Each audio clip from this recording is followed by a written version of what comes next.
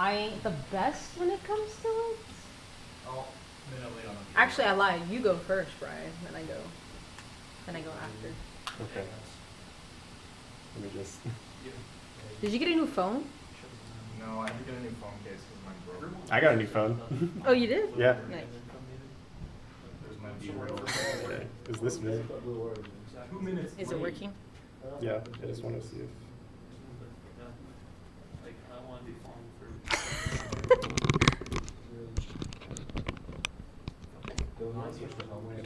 Right. What? You haven't switched to home yet? No. You don't? All right. Let me get my rule book out. So, downwind sailing and Markroom. We're going to go over some definitions, Rule 18 and each of the parts, then some scenarios. So Rule 18 is Markroom. So we're going to go over some Markroom scenarios. We're going to talk about some boat handling and then strategies for downwind sailing and gates, and then any questions that you guys have. All right. So, from the rules, Markroom, room for a boat to leave a mark on the required side. So race committee will tell you if you're leaving marks to port or to starboard. Usually you leave them to port, but some races have you sailing in weird courses that require leaving to starboard and things like that.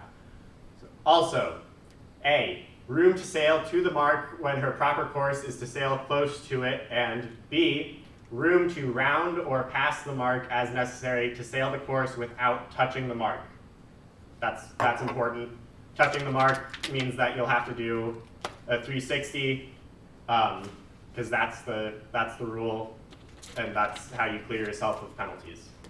However, mark room for a boat does not include room to tack unless she is overlapped inside and to windward of the boat required to give mark room, and she would be fetching the mark after her tack.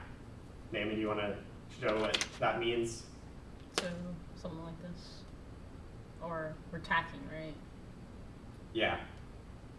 So you come in, tack, and then you gotta give them room to round.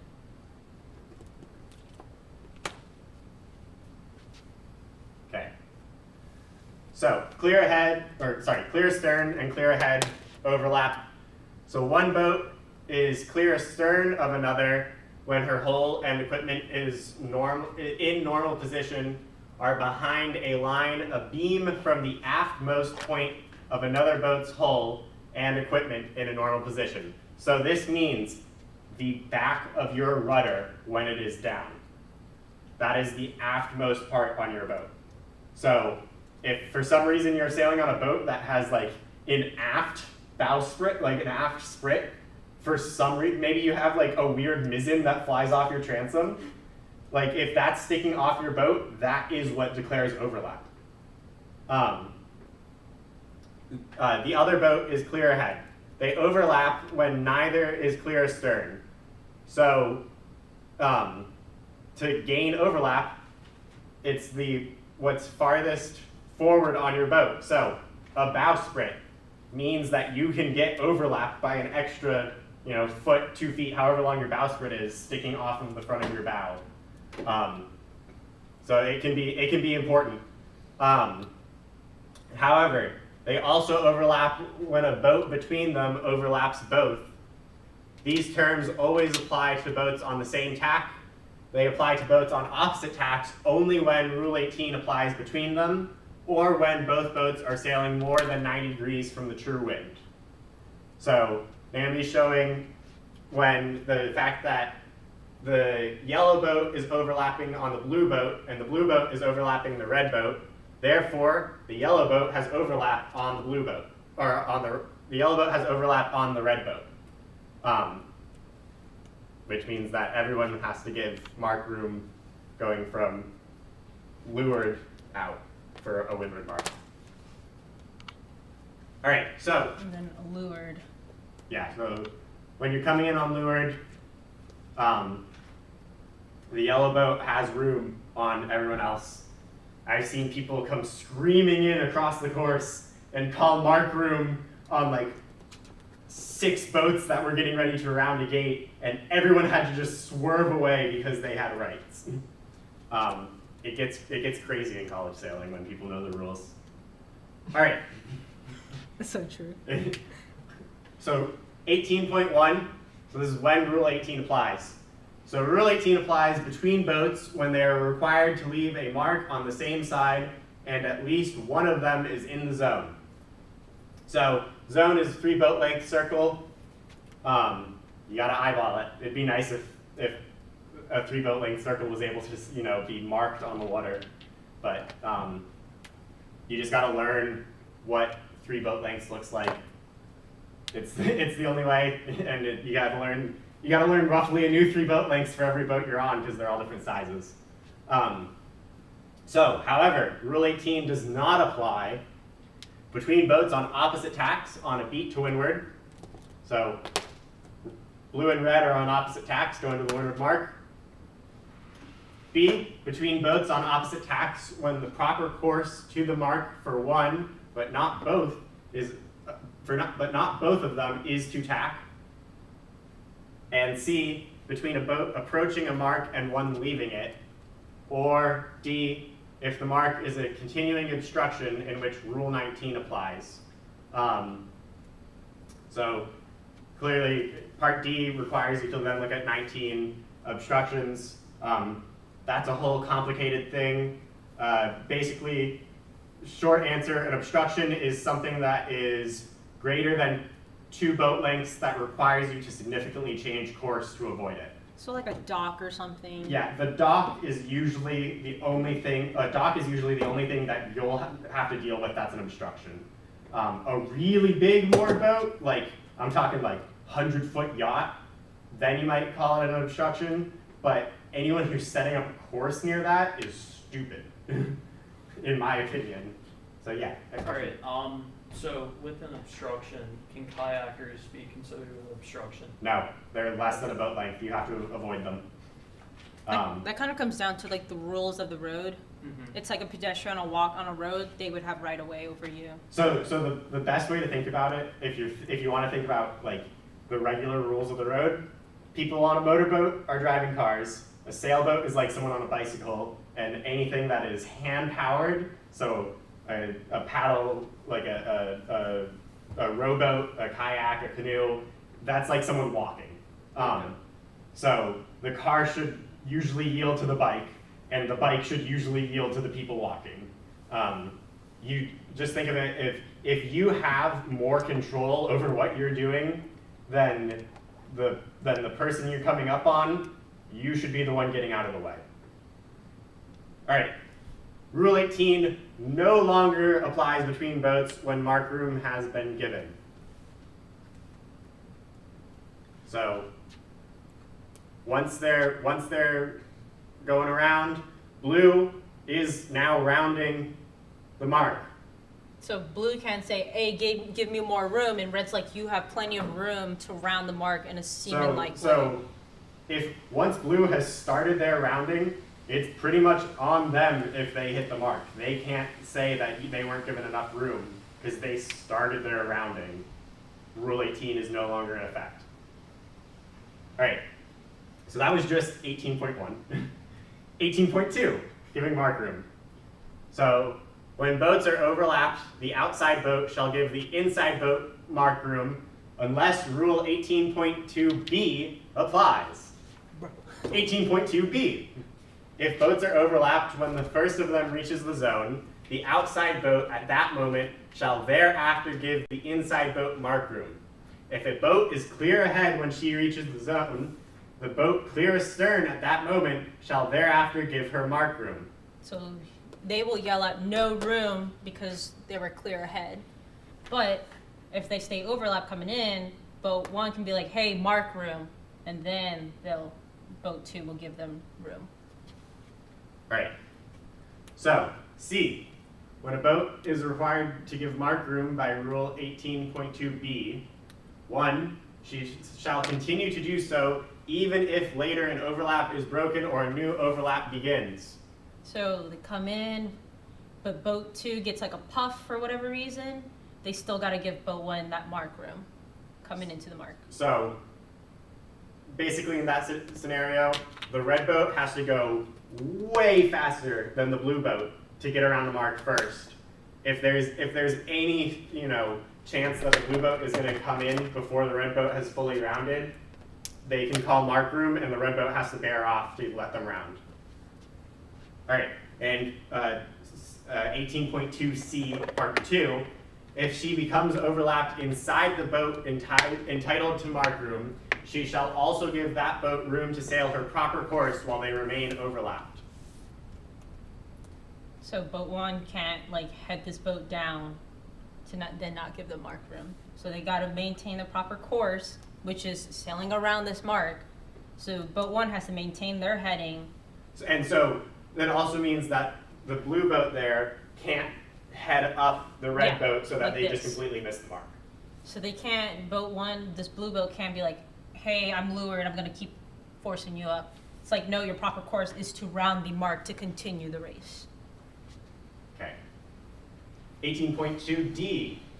Rules 18.2b and c cease to apply if the boat entitled to Markroom passes head to wind or leaves the zone. So passes head to wind, tacks within the zone. That's why it's really risky to come into a mark on port, Like this. because you lose Markroom immediately. Because we round marks to port, you have to tack to get around the mark. So you do not get to keep any Markroom when you're coming in, and you have to tack. So blue boat, red boat is not entitled mark room coming in like this. So yeah, and so they're entitled Markroom up to the point where now they have to tack, and they're not entitled room to tack. So it sucks. And then the other time is if for some reason, like if you misjudge you're coming into the mark, and so you have to short tack it, and it causes you to, for some reason, leave the zone. Because, like, say like you misjudge it, you go to short tack, you get hit with a wind shift, you have to sail really far away to get back, and so you leave the zone, you lose all of the Markroom that you had.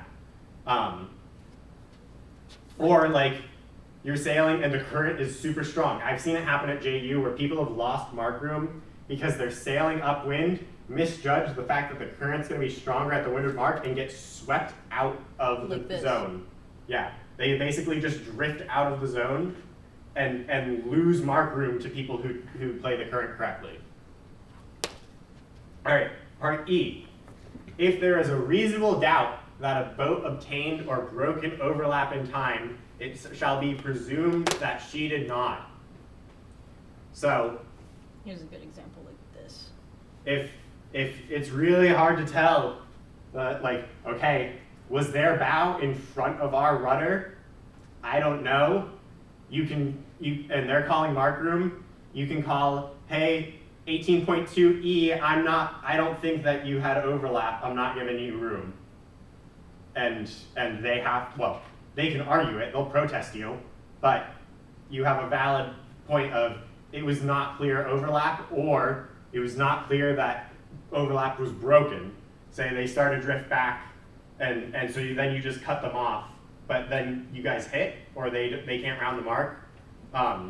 They can protest you and claim that it wasn't clear that overlap was broken. You had to give the Markroom still. Dylan and I actually ran into this situation and actually told the Rollins coach, hey, here's this rule that exists, and he walked off really, really upset because we're like, you didn't recognize this rule, did you? And he was like, I forgot about it.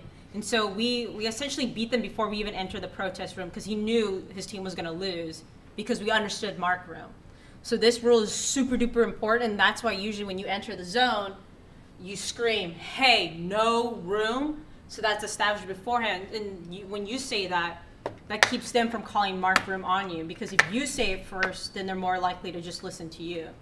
Because if you understand the rules well, you can kind of bully people in the water, but no one's going to mess with you. So there's a whole method in super competitive dinghy sailing. It's less common in larger boats, but in dinghy sailing it's very common, and it's bully hailing. And so, I mean, I've seen people call port before and just continue calling it until the person on starboard tacked away. I've done it before to people at practice. That just tells me you're not Yeah. listening or you don't know the rules. So one thing that people will do is you'll gain overlap and they'll just start shouting, no room, no room, no room. And you just have to say, no, give me mark room or I'm protesting. But then you have other times where, you know, if you're not sure, if you think that you got overlap, but it's tight, you have to go by 18.2e and just assume you didn't get it. And, you know, it sucks. But it's the rule and you gotta follow it because then you can use it against other people in similar situations. Yeah. Honestly, a good move to tell, especially like if you're team racing, I'll do this all the time, is I would literally scoot back to the boat and take my hand and like line it up with the transom of the boat and like yell like, you're not overlapped with me, like look, and make sure they're looking at you when you do this because they'll just kind of like realize, oh, I'm wrong, and then you just continue sailing onto the mark. Yeah, when it comes down to these super tight, like, do they have overlap by the tip of their bow being in front of the back of my rudder? Most of the time, you're gonna get a slightly different puff or something that's gonna break the overlap before either they're gonna, you know, surge ahead and it's gonna, you know, they're gonna get that stronger overlap before you guys are even realizing like, did they have overlap? Or they're gonna drift back. You're not usually going right up to the mark within like millimeters of is there overlap. It's one or the other. It's rare that you're getting to the mark and it's still debated whether or not there's overlap. All right, part F. If a boat obtained an inside overlap from clear astern or by tacking to windward of the other boat and from the time the overlap began, the outside boat has been unable to give mark room, she is not required to give it. So, coming in so the red boat clearly passed in front of the blue boat, tacks to go around the mark. Mark room is not required at this point because there wasn't an overlap when they were coming in. And the blue boat then kind of just like forces their bow in and tells the red boat that they need mark room. Blue boat can't do that. Not allowed. The other option is starting clear astern. So they start clear astern.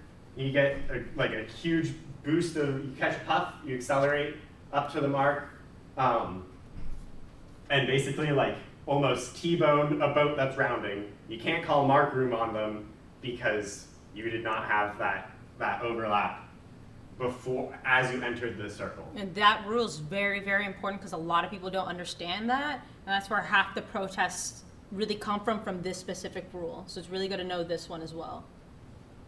All right. 18.3, passing head to wind in the zone.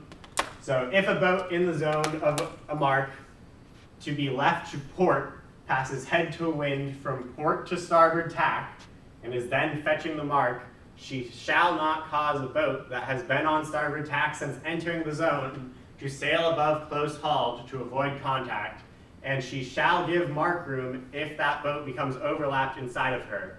When this rule applies between boats, Rule 18.2 does not apply between them.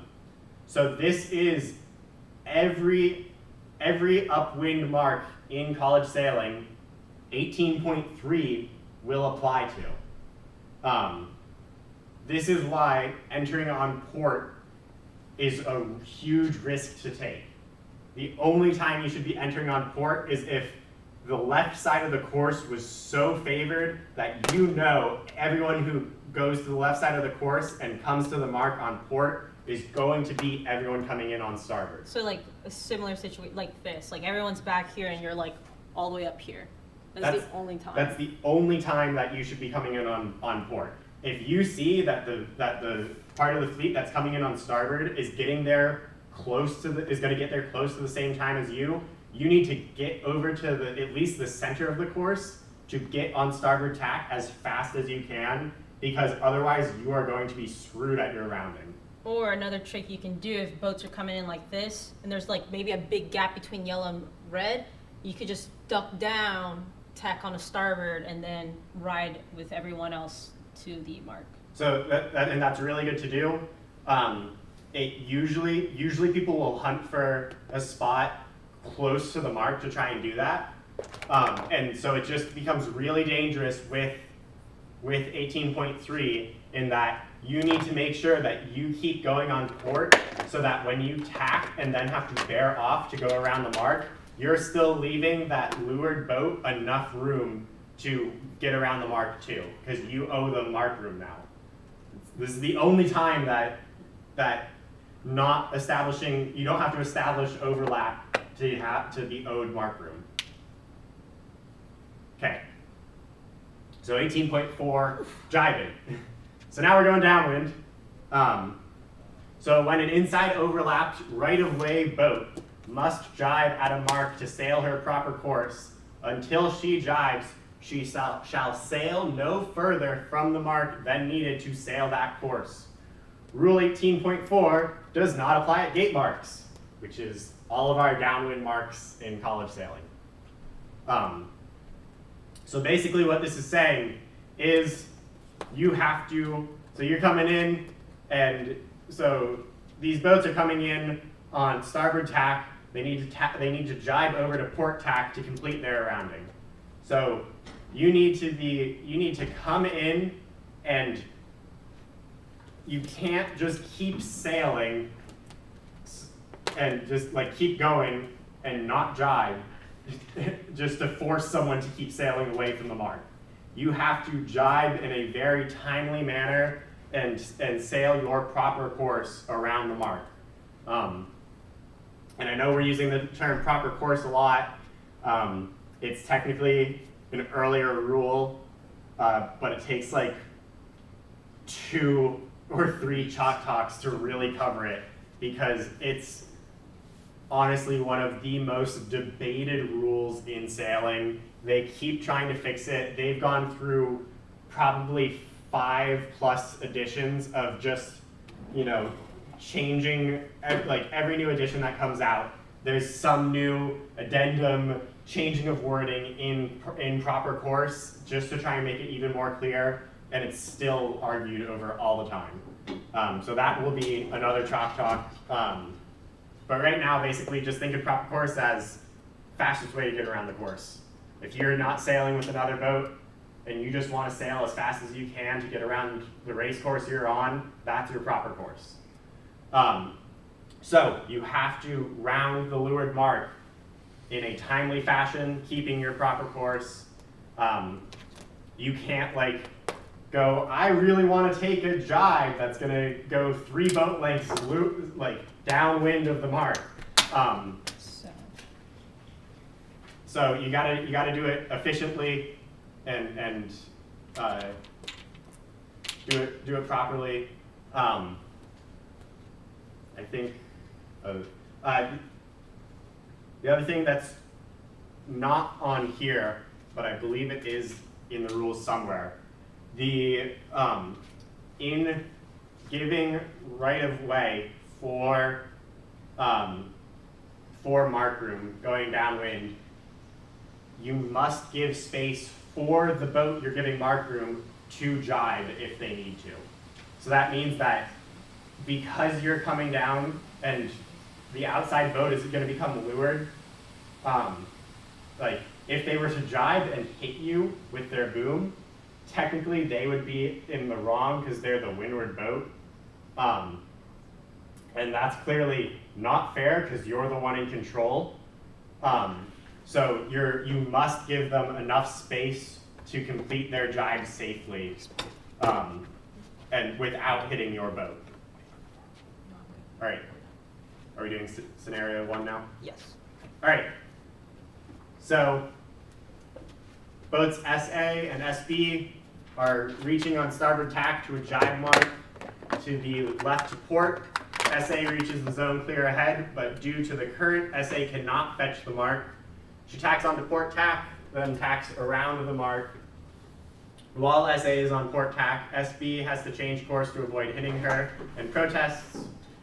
You're on the protest committee. How would you decide this? All right, so yeah, group together. discuss it. Okay. I know, we all know you know it, Dylan. Yeah.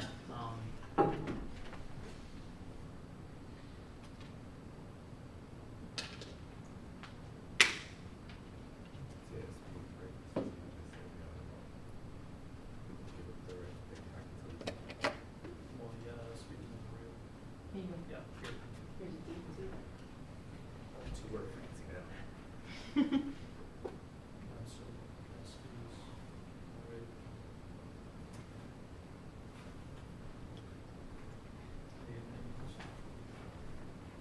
Car checks.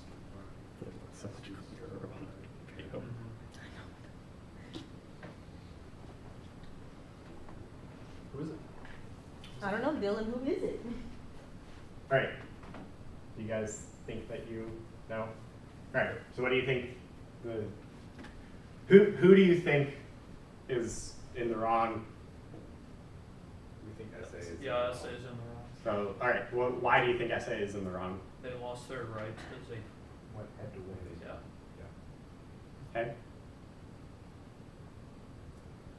All right. So SA is penalized for breaking Rule 10 on opposite tacks. So port starboard. When SA reaches the zone clear ahead, she is entitled to mark room from SB under Rule 18.2b, giving mark room. But mark room does not include room for SA to tack because she is not overlapped inside and to windward of SB. When SA passes head to wind, Rule 18.2b ceases to apply. 9. Maybe I put rule 9, should have been. Yeah.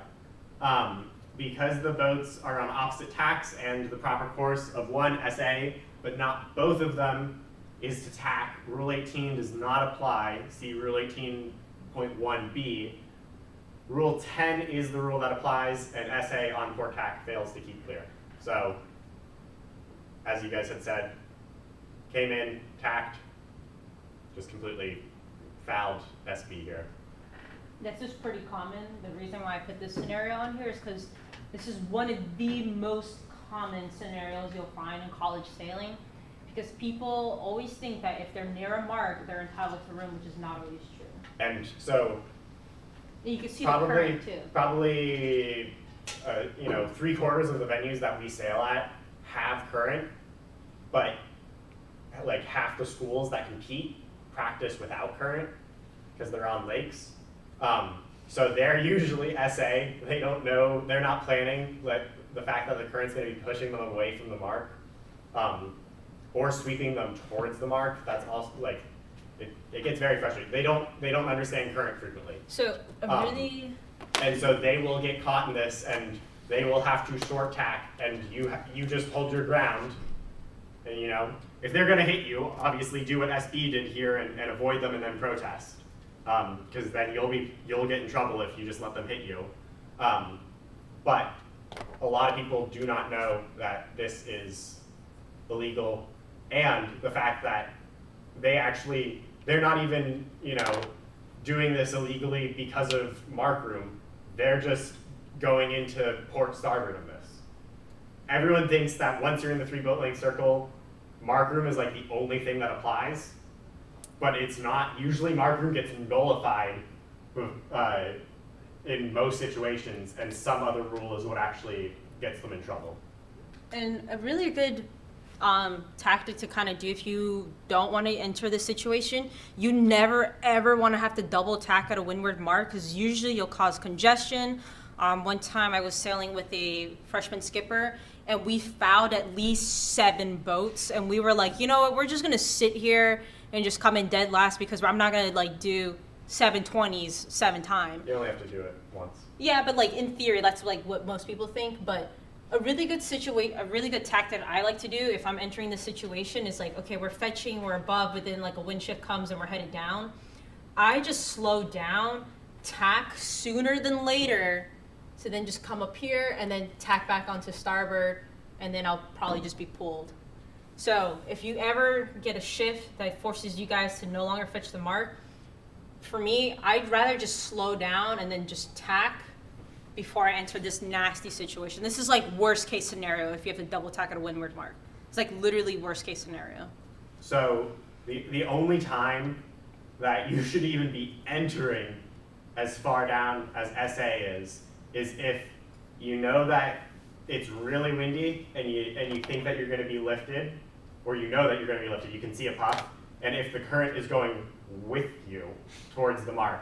So like this weekend for the laser regatta, there were a couple times I was probably like 10 degrees below the mark, but I actually eased to round because I knew the current was taking me towards the mark, and I knew I was going to there was going to be a puff that was going to let me heel the boat to leeward and round up even higher than I was already pointing and maintain my boat speed. If you know how to do that, that's the only time that you should be pointing really below the mark at all. So you should almost always be pointing above the mark. I would rather you point, be a few degrees above the mark, overstand a little bit, and be able to crack off and come screaming in on a like beam reach or a close reach, and do it that way than miss the mark and have to short tack in front of a fleet. You're gonna penalize the time you lose in overstanding the mark is significantly less than the time you lose to having to short tack. Don't just sail off into Neverland, but a few degrees overstanding is way better than understanding the mark and having to short tack. yeah, so that's what happened to Dylan and I at the tournament. Instead, if we're in this situation where we're like overstanding the mark like this, I just tell him like, hey Dylan, bear off. I'll power up the boat by easing out my jib a little bit so the tailtails are parallel. And if anything, we'll get a speed boost in the event we do overstand the mark. So you can always gain more out of that than having a double tack and then ending your life. It also allows you to control going wide and tight a lot better. Yeah. So If you're pinching to the mark, you're gonna go tight and probably wide. you slow down. If you're good, you might be able to go tight and tight, which is not fast, but protects your position on the course. But it's not a beneficial way to go. Yeah. So I mean, what Red is doing right now is by no means fast, but it does protect them from a boat squeezing in and passing them and stealing their wind. All right. Going on to scenario 2. So, boat S is on starboard tack, is approaching the leeward mark to be rounded to starboard. Boat P on port tack is similarly approaching the leeward mark on a collision course with S. S reaches the zone first, hails starboard, P hails Markroom. When right at the mark, P begins to jibe inside of S, and S is forced to bear away to avoid hitting P. S protests P. What do you guys decide? So give you a few minutes. Let me know when you have your answer. And remember, there's more than one rule that applies in this scenario. And Rule 18 also has 4 parts. You know the answer, Dylan? Yeah. This is a solid scenario. Mm-hmm. This one was tough. It took me a little bit. But it's also pretty common. Yeah. No, it's weird because it's like upside down almost. Mm-hmm. Oh yeah, yeah. Instead of like a windward mark, instead of it's at a gate.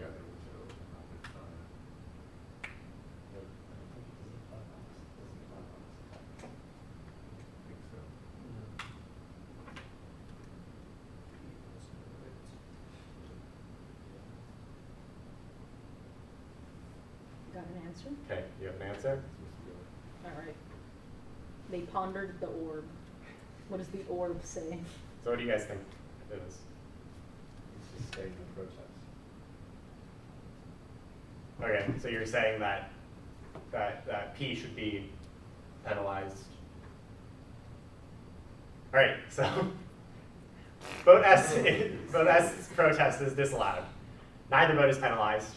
So 18.2b begins to apply when S enters the zone, is within 3 lengths of the mark. See definition of the zone.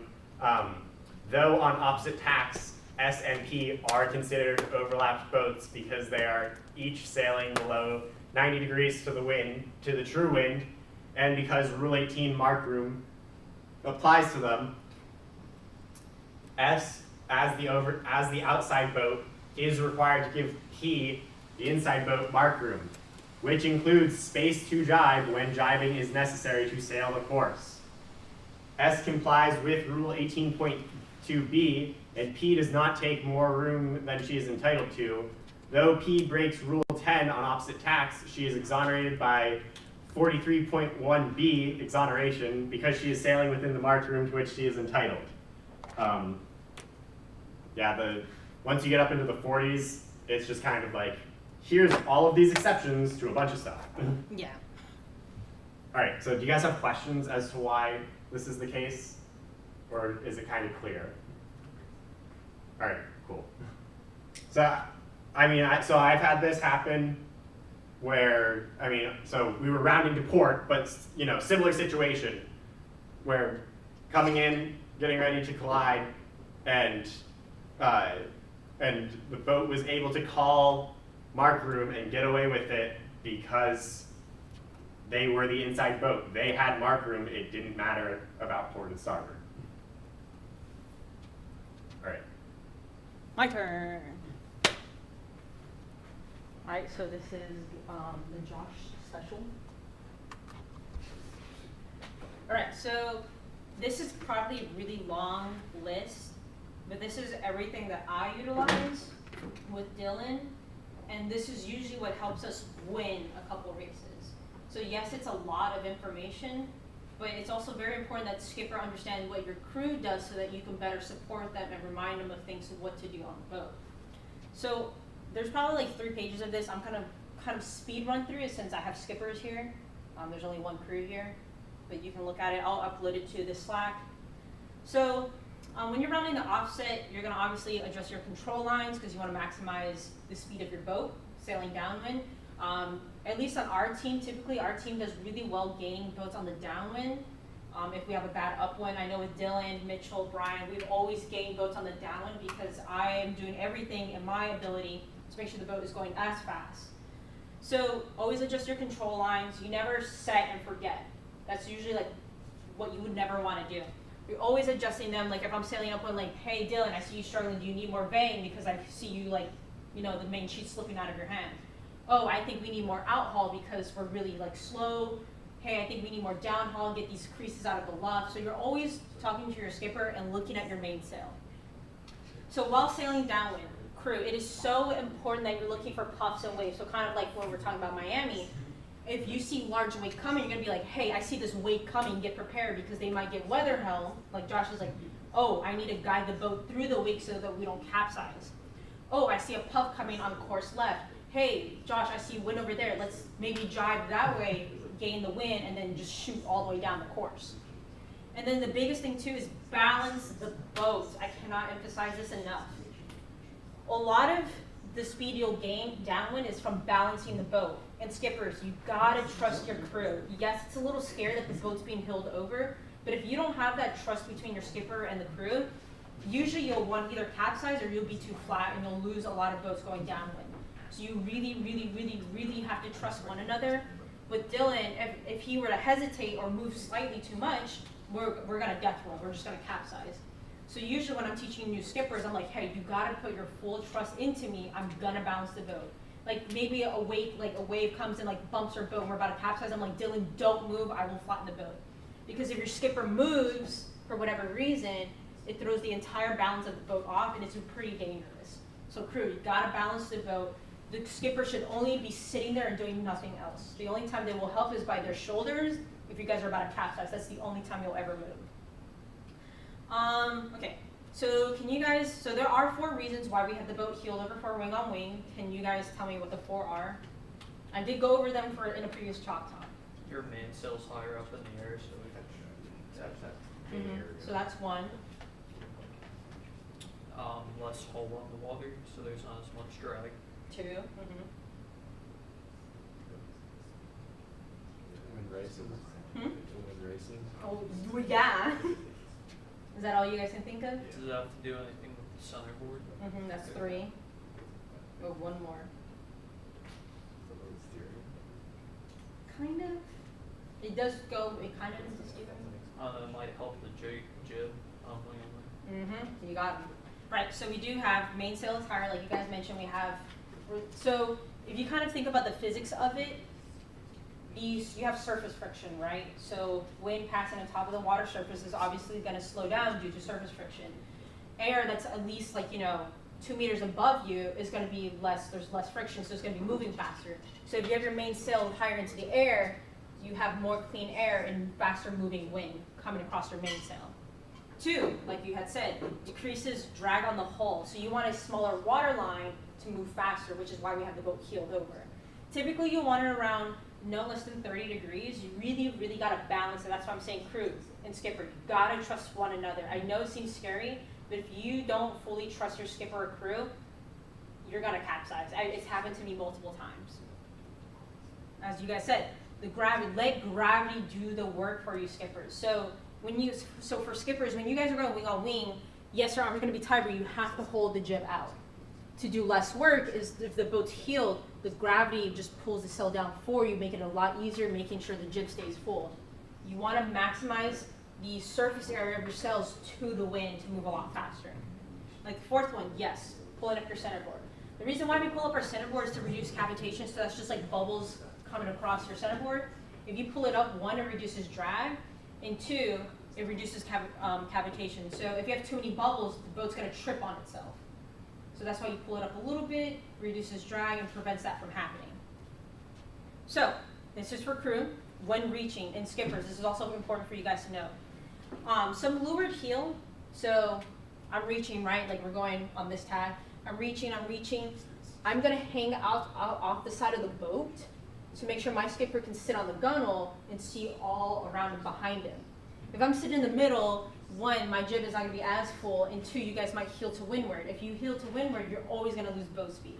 So I hang off the side of the boat, and if we need to flatten the boat, I tell him, hey Dylan, flatten the boat. You can throw your shoulders back. That's going to help.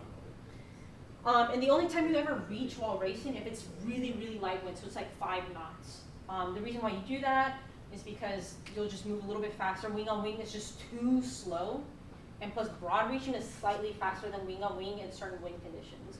So let's say we're at Rollins and it's like 5 knots. Don't even think about wing on wing, just reach. It's a lot faster because when you jibe, you'll gain like a boost, like a speed boost, right? Wing on wing, if you jibe incorrectly, you're just gonna sit there or probably capsize. And then when you're reaching, one thing that's super duper duper important, crew, is you let your skipper know, hey, I feel a lot of pressure on my jib. That probably means there's a puff behind you, and I want you to head down so we can sail less distance. Or I'm like, hey Dylan, there's the jib is not filled, head up a little bit. So it'd be like this. We're sailing downwind, right? So if I get a puff, like, hey Dylan, I don't have enough wind, he's gonna head up a little bit so that we can gain some speed. Or hey Dylan, I have a lot of power in the jib, he's gonna head down a little bit more to sail less distance. So the best saying is down in the puffs, up in the lulls. So you're always gonna go back and forth. I'm like, so you're gonna kind of do an S shape down the course. So you always gotta be communicating like, hey Dylan, the jib, I'm maintaining power, just keep going with your heading. Oh, I'm losing power, head up a little bit so we can maintain our boat speed. So it's very important. And then I personally like to do, I like to bring up the centerboard by like an inch or 2, just to reduce the cavitation and just move a little bit faster, reducing the drag as well. All right, so wing on wing. I wrote the entire step-by-step guide, so this is very important to walk through. Never ever be afraid to do a wing-to-wing jibe. If you hesitate or feel scared, that's usually where injuries come from. So you gotta fully commit. Worst case scenario, you capsize and you're just sitting in the water.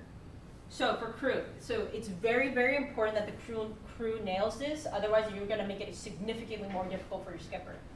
So I'm standing like this, right, for my wing on wing. I'm holding out the boom, looking for puffs, or like, oh, okay, like, Dylan, let's go cover this boat. I see us coming up to it. First thing that we're gonna do, because you have your centerboard up, is slowly put the centerboard down. If you slam it down, you're creating bubbles on the water, and then your boat is essentially gonna trip on itself and lose boat speed, right? Because you forced it down, you're gonna slow down. So put it down slowly. Doesn't have to be like extremely slow. Just put it down reasonably slow. If you're gonna, because you're at that point introducing drag to your boat, so you just want to do it very slowly. Next is add a tiny bit of vane. The reason why we put a little bit of vane is so that when we do start the jibe, the boat's gonna power up and then you're gonna get some boat speed out of it. So just a little bit of vane, not too much because you still want your mainsail high up in the air. You still want that belly shape in the sail. And then the next step is take your jib from your skippers. Skippers, do not let go of the jib. That's probably one of my biggest pet peeves when I'm teaching people is when they drop the jib. You want to maximize the time you have with the wind coming across your sails. That's going to keep it nice and full. So you guys never let go. So someone's always holding the jib the entire time, whether it's the skipper or the crew. It has to be held. Never drop it. And then when the skipper is ready, you guys are going to roll the boat. So I'm standing here, right? I'll take the jib. What I'm going to do is body slam the boat, the hull. What that's going to do, it's going to help roll the boat and then bring the boom across. So it's kind of like a roll attack except going downwind. Yes, it feels scary because you're heading downwind, so the curvature of the hull is going to be a little bit different with the movement, but you got to roll the boat like a roll attack. If you do it slowly, the boom's not going to come across. And with your jibes and roll attacks, the faster you do it, the less likely you're going to lose boat speed. So you got to do it pretty fast. So once you roll the boat like a roll attack, you're going to pop back up to stand to kind of stabilize the boat after, right? Because you're rolling the boat. The crew's going to come stand up, hold the boom out because you're going to rock to windward and you don't want the boom to come back where it just came from, right? You're going to hold it out. And what I like to do is I pull the jib sheet and I pull up like this. It's very important that you pull up like this, not like this. You pop over your head, and as that comes, and when you ease it out, the wind and gravity is going to help fill in the jib. It's super important that you pop up like this. Always do it like that. And then, like I just said, ease the jib out, and then you're going to pass it to your skipper around the shroud. So it's a nice quick pop, and then ease out. And then after that, you're going to obviously take off a little bit of vane so that we are letting the mainsail sit a little bit higher into the air. And then you can bring the centerboard back up. So this is the step-by-step. It's a little bit difficult to kind of visualize it, but for crew, it's very, very important that you understand this because for the wing-to-wing jibe, it is all crew. The skipper essentially does nothing. I even talked to Dylan last night. I'm like, what do you actually do for the wing-on-wing jibe? He's like, I just kind of sit there and flatten the boat. I was like, okay, well, 90% of the wing-to-wing jibes are crew. So skippers, the reason why I want you to understand this so you can help guide your crew as well. There's a lot of moving parts and a lot of things for them to remember. And then go back to healing the boat. What I like to do is, so I'm standing here, right? I want everyone to stand. So you guys stand. So what I like to do to teach crew is kind of just balance on one leg like this. That's how much pressure, so kind of balance on one leg like this. That's how much weight you're gonna use to have the boat heeled over. You're not like moving your shoulders or anything. You're using that weight onto one foot to heel the boat over. If the boat's heeling too much, you kind of just shift your weight back to your other leg like this and then right back again. So that's how much weight you're using. Everything's in the hips, nothing else. Right, and very, very important as well, if you feel pressure on the boom, like it wants to come across, what I like to do, like, Dylan, jibe, and the boom, we both duck and the boom comes across. If the boat feels like it wants to jibe, it's gonna do it whether you like it or not. So if you ever feel pressure, be like, hey, duck, it's gonna jibe, and we just let the boat go. The boat always knows what it wants versus what you think it wants. So always listen to the boat. Sometimes you can't bully these boats into what you want it to do, especially 420s. Yeah, on that, if the boat is controlling you, that's not good.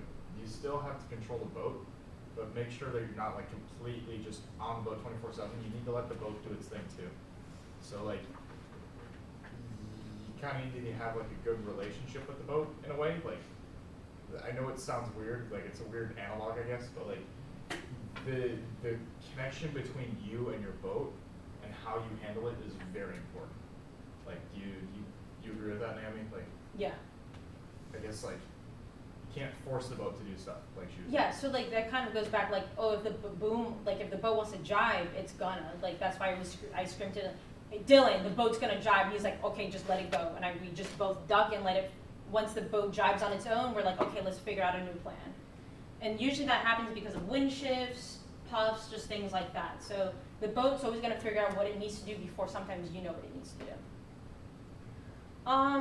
I'll go over just one of these for each to wing so I can go over skippers. Yeah. Whenever you're going across to like heel the boat over in your roll job, do you pull the boom with you? Do you like grab the bag and throw it across, or do you just let it come? So that really, it's kind of a preference. I've asked a couple skippers about it. Dylan doesn't mind when I like tap the vane. So if you hold your arm out, this is how much pressure I use. I'll go like this, just enough to like help it bring it across. A light push. Yeah, it's light. You always, if you're a skipper, just take the main sheet by the bundle and just grab it. We used to call it the spaghetti. So we just take it, just grab all the spaghetti. Yeah, so, and then when I sail with like my boyfriend, he's like, don't grab the vane because he wants to gauge how fast the boom's moving. Because if I like were to grab the vane too hard, Dylan's gonna be like, oh, I don't know how fast the boat's gonna move or when I need to come to flatten. So I typically just ask my skippers like, hey, is it okay if I like tap the vane, or do you want me to like just not touch it? You just have to ask your skipper, and you have to try it out as well. It's a big 420 thing to like a big club 420 thing to grab the bang and hurt Yeah. it, but most skippers just go. And that's because like the 420 is a lot wider, it's a little bit slower, so and you want to power it up a little bit more. FJ is because the boat is more narrow, you typically don't have to do it. The only time I do it is like if I'm rolling it and wasn't enough, I'll grab the vane kind of to compensate for the roll that I didn't do. So if I did like a little weak roll, I'm like, fuck, I need to grab the vane a little bit to like expedite what I didn't do. So for reach to wing, I'll just talk about this a little bit. So this is when you're reaching and, you know, we're reaching. This is probably typically what happens at an offset to then go downwind. So we're reaching, I'm like, Dylan, I think we need to go wing on wing. Or he's like, okay, I think we need to go wing on wing to now sail to the gates. What you're gonna do is I usually tell Dylan like, hey, are you ready? So that I can kind of figure out what I need to do. He's like, okay, I am, start heading down. What I like to do is use my weight again. As I stand up from the reach to wing, I put all my weight on that leg to use the shape of the hull to drive it down. You don't want to use too much rudder because it's going to slow the boat down, right? Because you're creating more bubbles in the water. I use my weight to force the boat down, and when I'm doing that, it heels the boat over, and it lets the jib come across a lot easier. So as I'm heeling the boat, the jib's going to come across. I pop it over like this again, and then ease it out and pass it to my skipper. That's the best way to do it. So for reach to wing, a lot of it is in the crew using their body weight to drive the boat. You don't ever really want to use too much tiller. I'm going to skip this. I'll talk about reach to reach. So this is kind of like roll tacking, but just going downwind. That's the best way to think about it, at least for me. So Dylan's like, okay, we're getting ready to jibe. And I'm like, okay, because I'm hanging off the side of the boat, right? I'm kind of like this. And he's like, get ready to jibe. I come in a little bit. And as he's initiating the jibe by using the tiller, what I'm going to do is just roll the boat kind of like a roll tack, roll it, and then you're going to have to come up to flatten. But the most important thing to remember is the jib must come across first. If you guys roll the boat and then try to flatten with the jib not on the other side, the boat can capsize to windward, which is called death rolling. So what I do is I just pop it over really hard so that allows us to flatten on something, right? If you don't have that force to flatten on, you're not going to gain any boat speed. So that's why when you reach a jibe, the jib must come over before the boom even touches the shroud. That's super duper duper important. Otherwise, you're going to capsize to windward, which is very dangerous. So this is a good thing to remember. In heavy wind, I don't roll the boat when we reach the reach, just because the wind is going to catch the underside of the boat and do it for you. Medium wind, I'll kind of do like a roll attack, but I'll help Dylan flatten the boat. Then light wind, I'm going to roll it like there's no tomorrow so that we can gain boat speed. I roll it hard so Dylan can flatten even harder, and then we get more forward speed out of it. So heavy wind, kind of like roll tacks, don't roll too much, otherwise you're going to capsize. And light air, always tack and drive really, really hard to gain a lot of boat speed. If I'm sitting with someone else who's like a big boy, can you like get away with it into heavier winds than if we're in a lighter boat, or does it not matter? So, is this scenario like you and Zek in heavy wind? Yeah. I still wouldn't roll the boat as much. You'll just come up to flatten. So you'll be like hiking into another hike. If it's light wind, like let's say you guys were at Rollins, like you and Zek, I would roll the boat really hard, but I would stay leeward so that he can come up to flatten himself without rocking to windward and losing boat speed. So a big thing is that sailboats have kind of an upper limit of how fast they can go purely off of the shape of the hull. And as you approach that speed, especially downwind, the boat becomes less and less stable. Some boats it becomes very stable, but most of the time it becomes pretty unstable. And so the whole point of not rolling it is so that you're keeping it as stable as you can at those higher boat speeds, because it just becomes, especially on FJs, they have a very rounded hull. Once it starts to roll, it likes to continue. And so when you're going fast and the roll's happening faster and the boat is becoming unstable, everything can just go quickly and you can end up on your side very fast. Okay, so downwind boat handling for skippers. After rounding like the offset mark, like the mark after the landward mark, you go to the offset. That's when you really start your downwind leg. Depending on the wind speed, you want to adjust your control lines to maximize the power of your sail. Biggest one here is the vang. My rule of thumb is when we're going from upwind to downwind, I'll usually ask Naomi to take off. I'll usually ask her to put on about half as much vang as we have on the upwind for going downwind. So stay with that. So that's pretty much, I just want to give the sail a bit more curvature downwind. There's not really much of a point to have your leech kind of hooked and kind of stalling out. It's just a personal preference, honestly. He's gonna draw the leech. So we have our mast here. Obviously, that's the front of the sail, and then we have our leech. That is the back end of the sail, and then our foot, which is the bottom.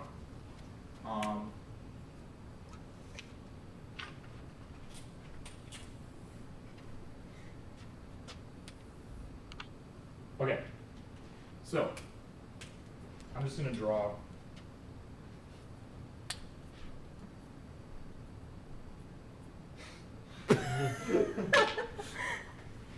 okay. And then I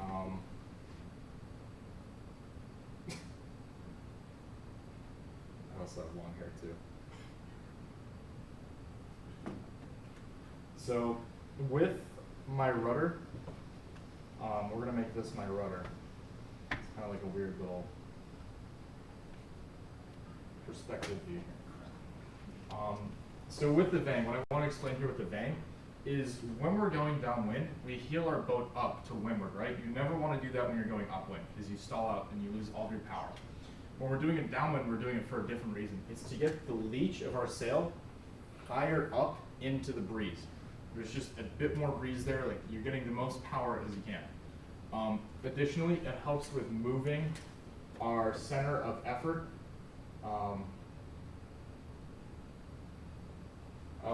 to the boat so that we have more breeze here.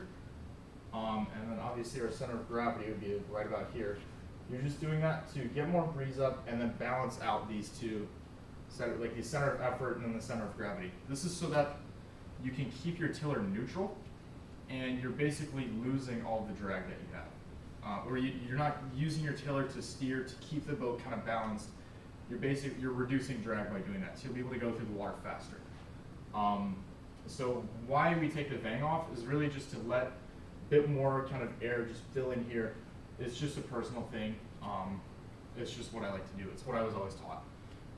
When we're sailing downwind, yeah, that's what I'm going out here. So when we're sailing downwind, I keep my tiller as straight as possible. If I'm sailing this way downwind, I'll sit here. I'll literally plant my tiller extension in my lap. I will try to move it the least amount as possible. But then you're like, hey Dylan, how do we steer the boat? That's not on here. So if we need to steer the boat a little bit, I will maybe use my tiller just a bit, but I never want to move it more than like a degree or two. What I'll normally do is let Naomi do most of the work, just rolling the boat slightly, like carving a surfboard. That's all it is. So when I'm holding my jib like this, I have my jib sheet. You hit the presentation. Just send it back, bro. What do I do? I don't know, keep talking about I'm sorry. Okay, sorry, Ryan. Basically what I'm doing is when it's windy out, I want to pull my jib sheet down and out. Why I'm doing that is if you have your leech here and your luff here, but the wind is coming, it's the same for the jib as the main, right? But when I have that wind coming the opposite way through the sail, like it's coming from back to front and not kind of flowing front to back, your leech basically becomes your new luff. So what I do with the jib is I will pull it down, I will apply tension here, and it's kind of like, you know when you're rigging your boat and you put luff tension on the jib? I'm kind of doing that in a way with the leech of the jib. It's just, it lets wind flow over the sail better, and it's just making it easier. Now you hold it out obviously to present more of the sail to the wind. When it's light, I don't want as much tension on here. It's kind of like easing tension off when it's lighter out, right? So what I'll do is I will hold it just a bit further out. I won't choke up as much on it. I'll kind of let the jib breathe a bit more. It's really important that the sails can breathe properly in lighter wind. Okay. So yeah, so I'm also sitting a bit forward. The weight will kind of shift forward in the boat just to keep the transom out of the water. We have a boat here. You want to draw it in front of the camera? Where's, oh yeah. Upgrades, people, upgrades. There we go. So we have two water lines, everybody. One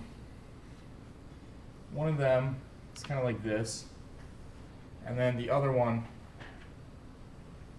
this is obviously extremely exaggerated because I'm just not good at drawing things. But if we have A or B and we're in displacement mode, so we're not planing because FJs can't plane really. Which one will have less drag, do you guys think? B.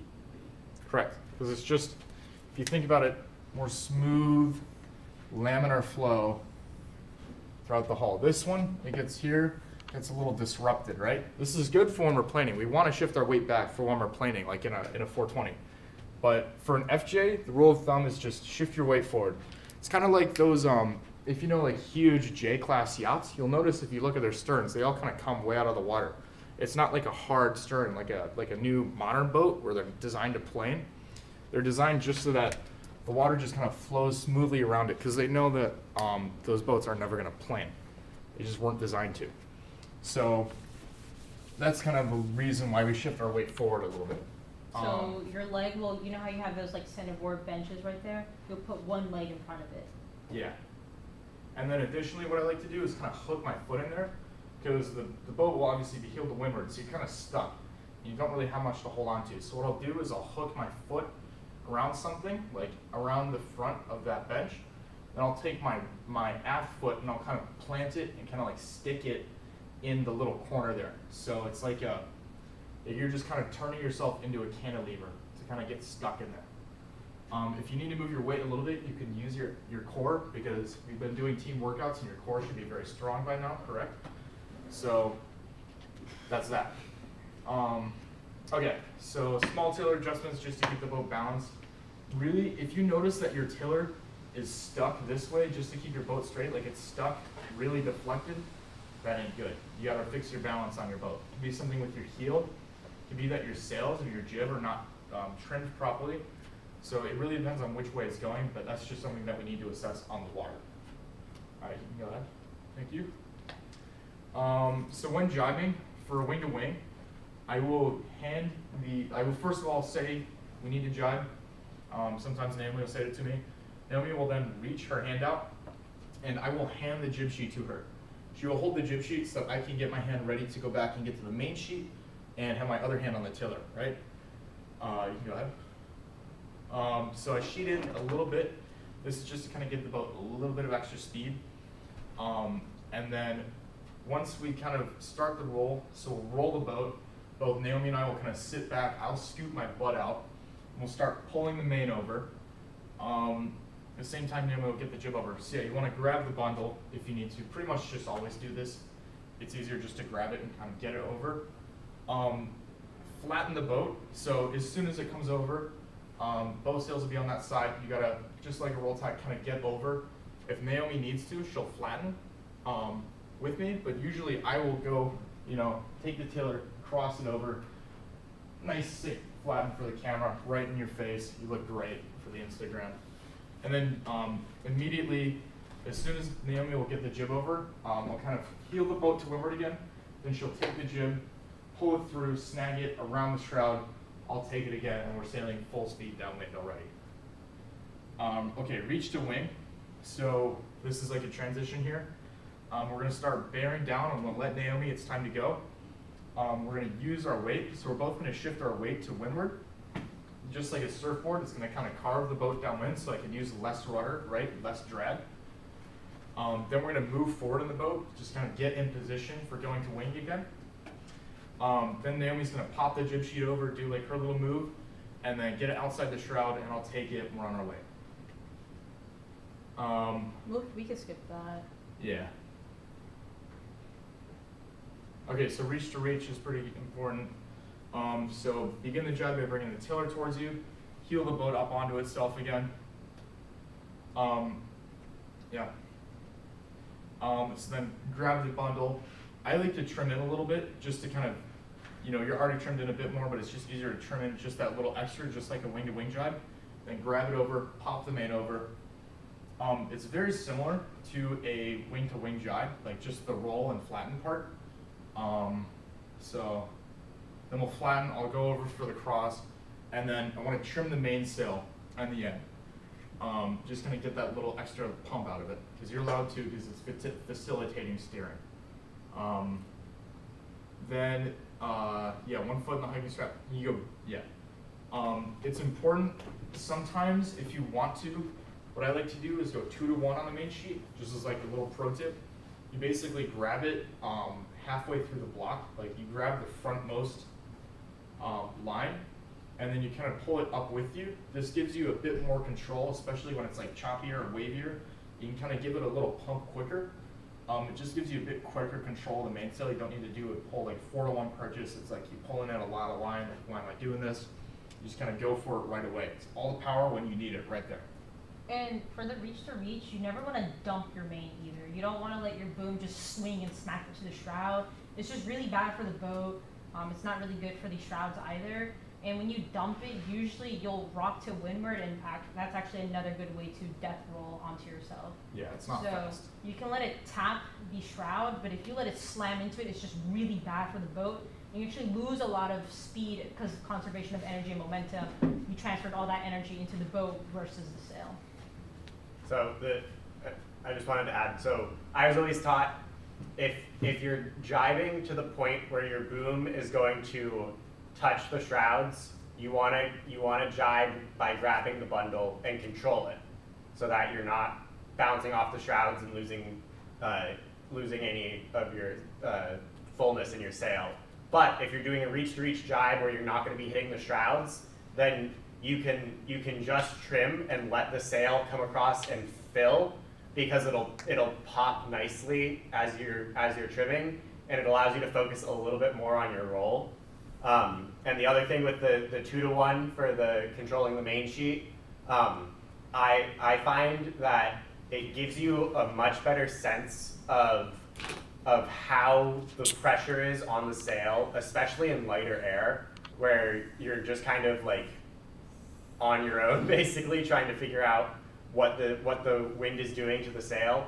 So by going to 2 to 1, you just get that sense of like, all right, a puff is starting to hit. I want to turn up a little bit, so I'm actually going to pull the sail in a little bit and let the boat round up and power up that way, and then bear off and go down. Okay, and then we're gonna speed run through the rest of this. You could just click through all of it. It really just pertained to Markroom, so like kind of just go back to it. If the boat behind you clearly doesn't have any overlap, scream at them. What I like to do, I'm like, no room, like make sure like the rest of the fleet can hear it. Or if I'm the boat that does gain overlap, I'm like, hey, Markroom, give me Markroom. You have to scream it, otherwise they're just not gonna give it to you. So make sure you do a lot of yelling. It's not being rude, you just want to make sure they hear you, right? Always look for puffs. I like to time down like Dylan. I see this really massive puff, 5, 4, 3, 2, 1. That allows him to pinch immediately into it, or just do any other maneuver that he needs to do to make sure that we don't capsize or anything. Like I said, I was explaining this to Alex, 1 pump per wave. You're allowed to do this. So always utilize it. You can surf the waves, wake, if like we're in the, for the Amber Riddle Trophy. We get a lot of big yachts that come through that generate a lot of weight. You can surf that, that's allowed, that's legal. So always try to use the surf that's common in USF, Eckerd, and Miami. So if you see some waves, use it to your advantage. You will gain a lot of boat speed out of it. Is this, what's the next slide? I believe I had two. Yep, so at gates, like at the gates, you always want to be like the outermost edges. Dylan had mentioned this in another chalk talk. So say you're coming down like this, you want to be in blue boat's position right here. Because then you can call Markroom on them, be like, hey, Markroom, I'm inside. So then they have to go out pretty wide, and then you can kind of dictate where the red boat goes. So it's very important just to be communicating around marks on gates. That's usually where the most problems come from. So you've got to be yelling it, and crew, it is your job to call it out. If your crew isn't saying anything, then skippers, you got to step up and yell it so that people around you understand what's going on. The last thing you want to do is be in a protest hearing, especially after a long day of racing on the water. It just really sucks. It's really exhausting. Sometimes your protest committee isn't the best people either, so sometimes they don't even make the best judgment. So you just never want to enter the protest room. Yeah, so that's pretty much it. Kind of like we always say, wide and tight.